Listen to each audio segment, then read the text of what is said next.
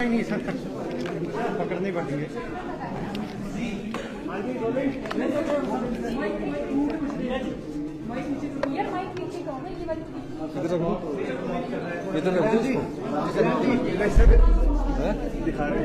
दिखाने हैं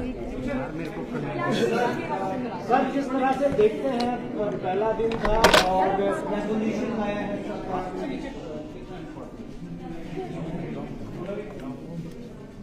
देखिए, पहले तो भारतीय जनता पार्टी के लोग आए दिन कहते थे कि आपदा पर चर्चा करनी है, विधानसभा का 70 बुलाया जाए। हमने 70 को थोड़ा डिले किया क्योंकि जब आपदा आई थी उस समय बहुत नुकसान हिमाचल प्रदेश में हुआ था। सभी अधिकारी, पुलिस के कर्मचारी आपदा प्रभावित परिवारों की मदद करने के लिए लगे थे। आज जब ये सेशन शुरू हुआ तो सरकार की तरफ से जो आपदा आई है उसको राष्ट्रीय आपदा घोषित करने का एक संकल्प लाया गया। भारतीय जनता पार्टी ने नियम 67 के तहत काम रोको प्रस्ताव लाया गया और कहा कि आपदा पर चर्चा करें। अभी वो चर्चा में भाग ले रहे हैं माननीय विपक्ष के नेता जयराम ठाकुर जी ने भी, और जो हमारे पूर्व अध्यक्ष विपिन परमार जी ने भी चर्चा में भाग लिया है। पर एक ही जो चाहे हमारा प्रस्ताव था, चाहे उनके नियम 67 का काम रोको प्रस्ताव था, एक ही मंशा थी कि आपदा से प्रभावित परिवारों को और आपदा में जो हुआ नुकसान उस पर चर्चा की जाए। मकसद एक ही है, उसका मजनून बदला है लेकिन इच्छा सबकी एक ही थी। उन्होंने देखा कि हमें अखबार की सुर्खियों में कैसे रहना है, तो उन्होंने कहा कि हमारे पास जो आपदा प्रभावित परिवार है, हमने तो कुछ किया नहीं है, और जब हमने कुछ किया नहीं है तो हम एक अखबार की सुर्खियों में रहने के लिए कुछ समय के लिए नारे लगाते हुए बाहर गए और उसके बाद वो दोबारा चर्चा में भाग लेने के लिए आ गए। अच्छी बात है, हमने उसको उनका भी अब आदर किया कि आप चर्चा में भाग ले रहे हैं। उद्देश्य क्या है? हिमाचल प्रदेश के जितने भी लोग हैं वो आपदा प्रभावित, काफी समय से आपदा प्रभावित परिवारों से संबंधित जो लोग हैं, हमारी सरकार उनको मदद कर रही है। अब वो देख रहे हैं कि केंद्र सरकार के पैसे भी ना आने के बावजूद भी हम जो आपदा प्रभावित परिवार है उसको गांव में रहने के लिए 5,000 रुपया किराए के रूप में दे रहे हैं। उस किराए में मैं आपको ये भी कहना चाहता हूं कि अपने पशु रखने के लिए जो पशु घर होता है, जो जिसको पहाड़ी भाषा में गोरनी बोलती है, उसमें उसके भी पैसे उपलब्ध है कि अपने पशु भी रख सकता है। शहरों में हमने 10,000 रुपये तक की लिमिट रख दी है। उसके अलावा हमने उनको गैस का चूल्हा, गैस का सिलेंडर, 20 किलो आटा, 15 किलो चावल, ये सब उपलब्ध करवा दिया है। और जो अभी अपने रिश्तेदारों के पास भी रह रहे हैं, हम उसमें भी अभी उनको भी इसमें अलाउ करने जा रहे हैं। अब जब वो केंद्र सरकार से मदद की बात कर रहे हैं, हम पूछ रहे कि बताओ तो सही कि केंद्र सरकार ने क्या मदद की है, तो गिना देते हैं। जो जुलाई में हमारी जो किस्त आनी है उसको गिना देते हैं, और जो दिसंबर में आनी है उसको एडवांस कर दिया उसको गिना देते हैं। अभी पिछले दिनों ही 315 करोड़ में से 189 करोड़ आया, उसको गिना देते हैं।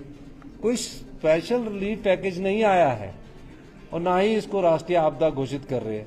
अब दुख इस बात का है कि जो हम प्रस्ताव लाए हैं उसमें भी राष्ट्रीय शब्द बोलने के लिए वो कतरा रहे हैं। स्पेशल रिलीफ पैकेज के लिए भी ये शब्द कतरा रहे हैं।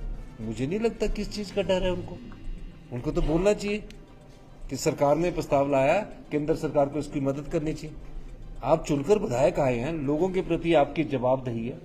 जब वो नहीं बोलते हैं तो हमें शक हो जाता है कि कहीं ना कहीं ये लोग इस चीज से, जो आपदा प्रभावित परिवारों को मदद मिलनी चाहिए, उससे पीछे हट रहे हैं। तो मेरा ये मानना है कि राजनीति करने के लिए बहुत समय है। अब तो आप विधानसभा के सत्र में हमारा साथ दीजिए और उन परिवारों के साथ खड़े होइए जिन परिवारों का सब कुछ लुट चुका है।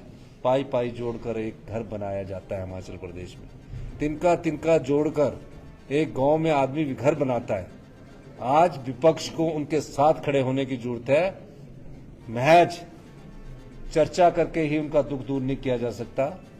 इस दृष्टिकोण से हमने ये बात आज उनसे कही है। सर विशेष पैकेज सरकार की तरफ से रहेगा सर, जो आप विशेष पैकेज की आपने बात। देखिए, हिमाचल प्रदेश सरकार अपने जितने संसाधन हैं उन संसाधनों में से हम special relief package Himachal Pradesh के आपदा प्रभावित परिवारों के लिए लेकर आएंगे। घर बनाने के लिए कितना पैसा देना है, पशुशाला बनाने के लिए कितना पैसा देना है, व्यक्ति की मृत्यु पर कितना पैसा देना है, फसलें बर्बाद होने पर कितना फैसला देना है, घरों में सिल्ट घुस गई है उसका कितना पैसा देना है, जिसका पूरा पक्का मकान टूट गया उसको कितना पैसा देना है, जिसका कच्चा मकान थोड़ा टूट गया उसको कितना पैसा देना है, जिसके पास घर बनाने के लिए जमीन नहीं है लेकिन उसके नाम पर ऐसी जमीन रेवेन्यू रिकॉर्ड में है लेकिन वहां वो दोबारा घर नहीं बना सकता, उसको जमीन कैसे उपलब्ध करवानी है उसके लिए हमारी विचार विमर्श कर रहा है। ये सब चीजें इस चर्चा में हैं और इस मामले में हमारी सरकार उन सभी लोगों के लिए 26 तारीख या 27 तारीख को हम इसके लिए एक स्पेशल रिलीफ पैकेज लाएंगे। मैं हिमाचल के सभी लोगों को, हिमाचल के आम परिवार के लोगों को, हिमाचल के गरीब परिवार के लोगों को, हिमाचल के किसान बागवान के परिवारों के लोगों को ये आश्वस्त करना चाहता हूं, हमारी सरकार का एक एक मंत्री, हमारी सरकार का एक एक विधायक उनको रिलीफ पैकेज में जो भी उनकी आर्थिक मदद होगी उसके लिए तैयार खड़ा है। मुझे तो दुख इस बात का है, पिछले एक महीने से कहा कि भारतीय जनता पार्टी के विधायकों ने कि हम उनको 1 महीने की सैलरी देंगे, आज तक 1 महीने की सैलरी नहीं दी गई है। अब उन्होंने मुझे कहा है कल देंगे, अच्छी बात है, देर आए दुरुस्त आए। पैकेज में भी ना ऐसा है हो कि देर आए दुरुस्त आए। इसलिए भारतीय जनता पार्टी को लोगों को ठगना नहीं चाहिए।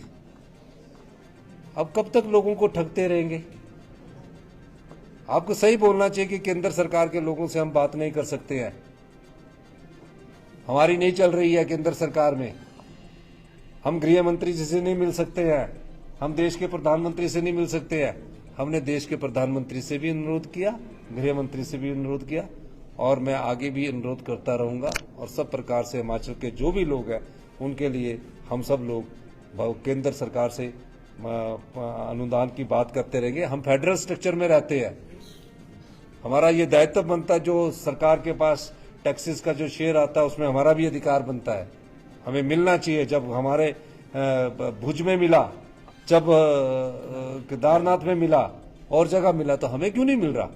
हमारा कसूर क्या गया है? कांग्रेस की सरकार है। इस दृष्टिकोण से ये कार्य नहीं होना चाहिए।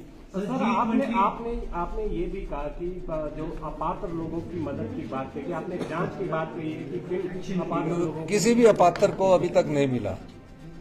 हमने सख्त निर्देश दिए है क्योंकि अभी पैकेज आना है ना, एक पैकेज आया है 7 से 14 का, उसमें कोई भी ऐसी शिकायत हमारे पास नहीं आई। अब जो अगला पैकेज आएगा उसमें हमारे सरकार के मंत्रिमंडल के सभी सदस्य उसका गहन परीक्षा करेंगे, वहां क्षेत्रों में जाएंगे और जो भी प्रभावित परिवार है उसे ही मिलेगा। सर G20 डिनर पे जो ऑपोजिशन आपकी स्टेटमेंट पे आरोप लगा रहा है कि वो राष्ट्रपति का अपमान है, जो आप कह रहे हैं कि आप वहाँ डिनर के लिए नहीं गए थे, आपने देखिए मैंने ये कहा है कि हम वहाँ खाना खाने गए थे, पर उसके साथ हमने ये भी कहा है कि हमने अपने प्रदेश के लोगों के हितों की बात भी रखी कि हिमाचल प्रदेश को राष्ट्रीय आपदा घोषित किया जाए। सर जो रेजोल्यूशन लाया गया है, क्या ऑपोजिशन की मंशा लग रही है, विल दे सपोर्ट? मैं ये चाहूंगा आज आपके पास समय है, नहीं तो हिमाचल की जनता आपको माफ नहीं करेगी। आप उनको सद्बुद्धि दीजिए कि राष्ट्रीय आपदा घोषित करने के संकल्प में हमारा साथ खड़े रहिए और स्पेशल रिलीफ पैकेज भारत सरकार से हमें मिलाइए। ये हमारे उनसे अनुरोध है। इस भावना में न रहिए कि इसका श्रेय किसको मिलेगा। अगर वो हमारे साथ चलेंगे तो हम उन्हीं को श्रेय दे देंगे।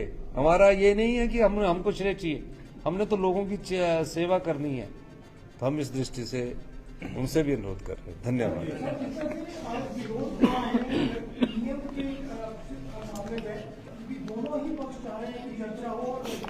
दोनों पक्षों ने अब चर्चा में भाग लेना शुरू कर दिया।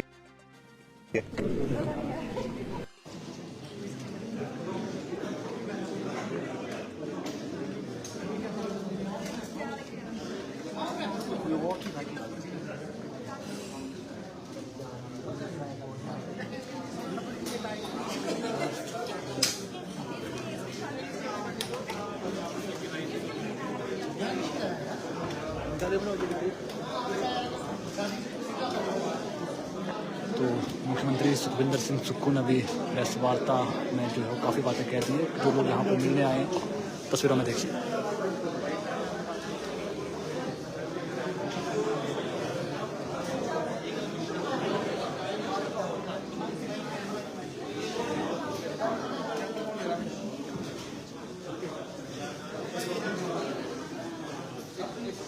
आपदा राहत कोष में कुछ लोग धनराशि दे रहे हैं।